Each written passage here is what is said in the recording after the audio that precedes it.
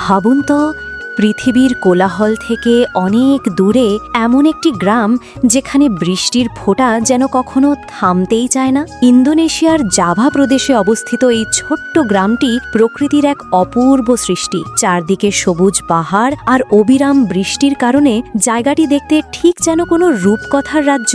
এখানে সমতল ভূমির বড্ড অভাব, তাই মানুষ পাহাড়ের ঢালেই নিজেদের ঘরবাড়ি তৈরি করে নিয়েছে। আধুনিক শহরের ঝলমলে জীবন থেকে দূরে থাকলেও এখানকার মানুষ অত্যন্ত শান্তিপ্রিয় এবং পরিষ্কার পরিচ্ছন্নতার প্রতি বিশেষভাবে যত্নশীল। এই জাভা দ্বীপে প্রধানত ধানের চাষ করা হয়, যা এখানকার মানুষের প্রধান খাদ্য। তবে শুধু ধানই নয়, জাভা এবং সমগ্র ইন্দোনেশিয়া আজও বিশ্বের অন্যতম বৃহৎ পাম অয়েল, লবঙ্গ ও দারুচিনির উৎপাদক দেশ। কিন্তু জানেন কি, এই উর্বরতার রহস্য কি?